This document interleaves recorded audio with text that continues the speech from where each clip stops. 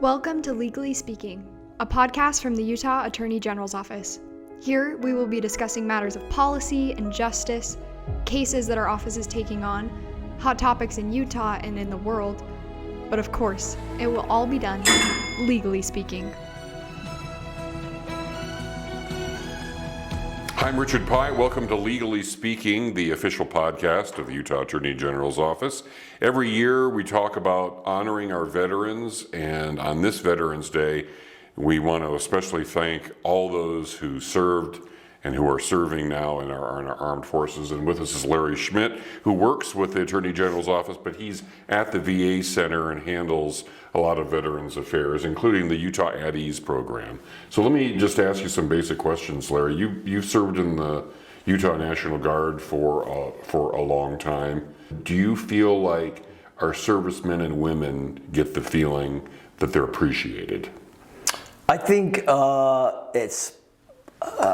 it's based on the personality of the leaders. In Department of Defense wide, there have been initiatives to combat toxic environments and toxic leadership, and on occasion there are leaders that are unfortunately not respectful of their subordinates or don't consider them much, and in modern times those folks are identified and folks are able to mention it, report it, and get back on the straight and narrow. The Utah National Guard, like the state of Utah in my experience, is never on the bad end of scales. The VA, for example, when the Department of Veterans Affairs was getting lots of bad press, there was an asterisk out there that said, well, except Salt Lake VA and our hospital. It was always high speed. Mm-hmm. The Guard, for example, which is Utah's military, I think is the same way. It's a rare occasion when the members of the Guard feel like they're not loved or not cared for. Mm-hmm. But in the Department of Defense, there are pockets of that here and there. But as far as the number of veterans in the state of Utah, we've got quite a few. We think there are 150,000 veterans in the state of Utah. Okay. Yes. And there's a lot of things that they don't know about the services that they're entitled to. That is exactly right. Medical care. Right. Psychological support, which is medical care, I guess. And then financial support. And then Utah at Ease, which our office is spearheading, is legal support. That's exactly right. So what does Utah at Ease mean for a veteran? If they hear that, is that like a peace of mind thing pertaining to legal services? Well, we're trying to get there. The at ease aspect of the name, the program's name, Utah at Ease, I think the at ease part helps people realize, it's about the military, it's about vets. Because at ease, like attention, is a command in drill and ceremonies. And also, it is one of the benefits, as you suggested, it's one of the benefits that veterans and service members, current service members, are eligible for. And the biggest part of my job turns out to be the biggest part of anybody in the Utah veteran community. And there are 100 recognized organizations that have something for the vets. We all agree, vet outreach, awareness, letting them know what's out there. In the vet community, those in the vet services business, like us, often suggest it's like having a small bag of gold, and you're just looking for the veterans to give them this really cool thing, like pro bono legal, or the medical, or benefits, in some cases cash. The VA is divided into two. There's the health administration, mm-hmm. which is what you're describing, and there's the benefit administration. And if the health administration determines that a veteran has obtained owies, so to speak, injuries of any kind while on active duty, the veteran simply applies, provides medical information, sworn statements, and at some point the VA says, yes, in fact, that injured shoulder and that bad knee and that foot and all the things that you had while you were on orders, that's our fault. And then they will rate them. They will weight them and give them a number. And if that number it adds up to being this much, not only do the veterans have free health care regarding those injuries for the rest of their lives, they also get free health care for mitigated factors. And if it's high enough, then they get a little cash. They actually get a disability payment. So if there are that many veterans in Utah and you're working full-time with others on outreach, Yes. are you still having a hard time reaching veterans and letting them know that they're entitled to these items? Well, I work obviously a very close partnership with Utah's Department of Veteran and Military Affairs. Our program uses their database to track. So one of the core missions is to find out who these 150 are. You would think that would be easy. It's really not that easy. Of course, in America, people come and go. They're not bound by our borders. So our number is 150,000. Could we name them all? No, not yet. And so one of our core purposes is to find these folks. And the way we do it is to find them and then get their record. There's one document that DoD issues that is the centerpiece for all veterans, DD 214. And once we get that, then we try to upload it to our state veterans database. And we're aiming toward getting them all, identifying, finding them all. The last number I heard from Department of Veteran and Military Affairs is in the 60K probably that we've got. So as important as these benefits are, as much as you and I would expect a veteran to say, really? Congress wants to give that to me? Yes, I'm interested. Closing that gap is difficult. We don't really have a record on even half of those guys yet. But we're working, DVMA has made great strides. Yeah. So with Utah at Ease, Yes. when you're talking about that, pro bono legal services, Yes.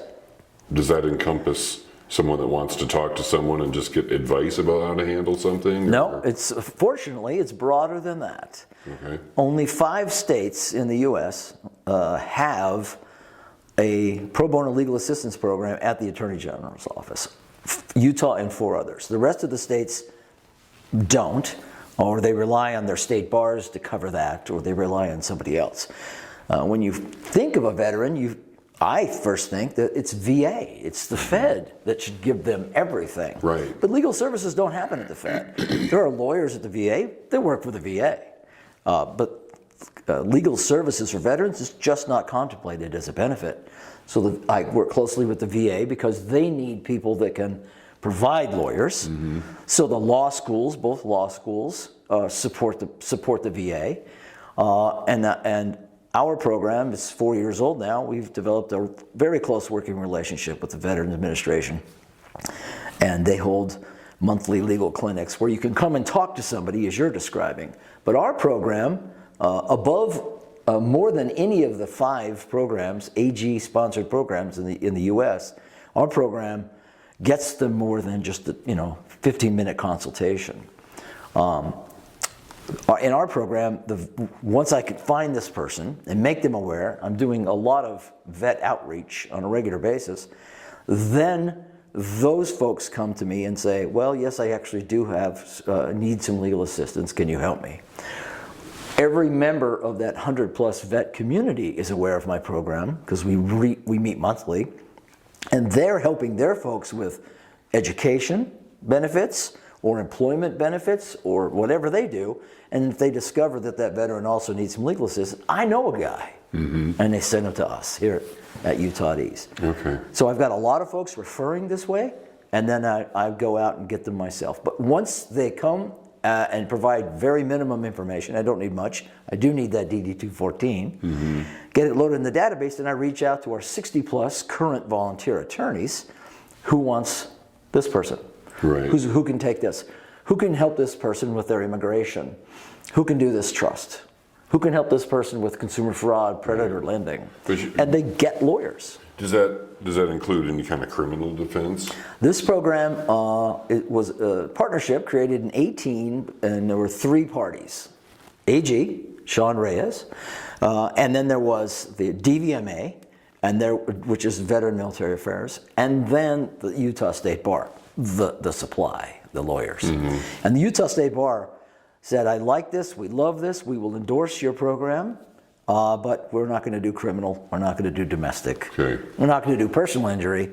There are other folks that do that. Okay. So it is purely civil, but it's many aspects of civil. What we end up doing mostly is we do landlord-tenant. People are having, we have a housing problem everywhere. Yeah. Sometimes these veterans have disabilities. Sometimes these veterans have helper animals, dogs primarily. Sometimes landlords say no dogs, not understanding the law. And, a lawyer with letterhead needs to reach out to landlord and fix that. Plus wills and trusts and immigration. Big part of what we do. You have a lot of success stories, would you say? I think we have, yes, we have a few. Because of that outreach, there is, I'm nowhere near reaching out to all 150 in Utah. The program doesn't require you to be a Utah resident, but it requires your legal issue to be before a Utah court. Right? We have to have jurisdiction of it. If a vet lives in Colorado, but he's got a dispute with a landlord in Utah, for example, yes, come on down. But if it's a legal action outside the states, not so much. But I would love to be at the point where all 150,000 vets are aware of our program, and we're getting closer, but not yet. Our success stories include we've had veterans. We've had I'll call it our program's prized volunteers is an immigration firm here in town. The owner, the principal, is also adjunct faculty at the U Law School, and she's very open, very helpful when we have immigration issues, and she takes them without question.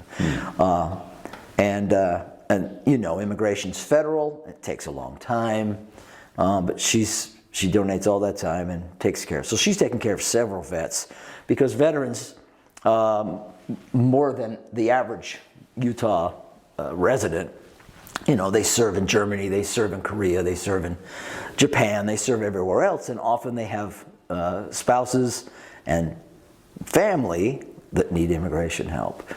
And then among our 60-plus volunteers, we have 5 or 6 that are real, besides her, that are real rock stars. They're the solid ones. Some members of the bar have a duty to do some pro bono. Pro bono in America typically means, of course it means free, but it's for those that can't afford it. Right. Access to justice is a problem, even here in Utah, because they can't afford it. The state bar is making great strides to close that gap. But our program is unique from the other 4 programs in the United States, in that our pro bono is because they served.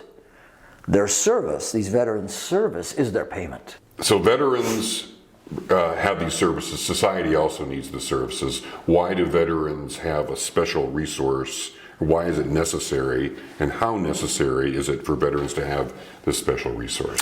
Of course, this isn't the only pro bono legal service in Utah. There are other programs. The state bar principally owns that area.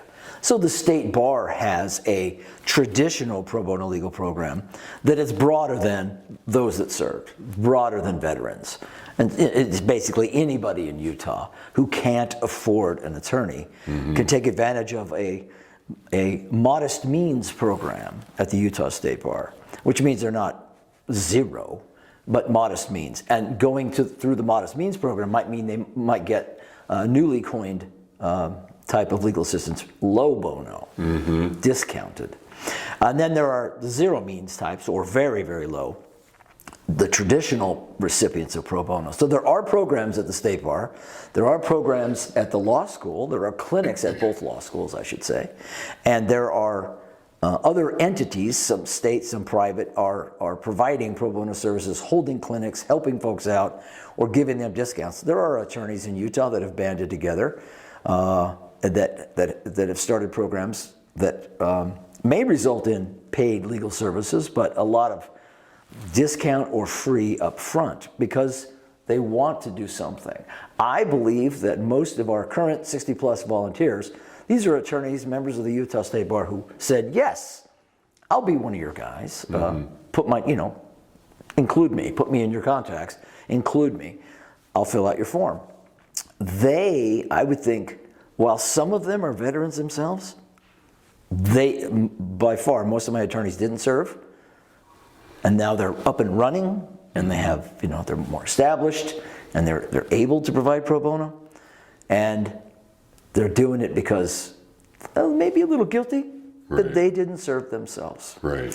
Or their dad was in, or their uncle, or their grandmother was in. It's a way of serving even though you didn't serve. It's beautiful when back in 2018, when the people who got together and said, let's do this, I think they knew that that a certain percentage of the Utah State Bar would think, I was looking for a way to do something for my country. Because I didn't in the traditional sense. I like this. I want to do some pro bono for veterans. Yeah. Right. And virtually everybody recognizes veterans as a pretty good group of folks to help out. Yeah, I agree. All right, Larry, thanks for coming in. I appreciate it. Congratulations on your continued success at the Utah at Ease program. Resources are available for veterans. This is Rich Pyatt from Legally Speaking at the Attorney General's office. See you next time.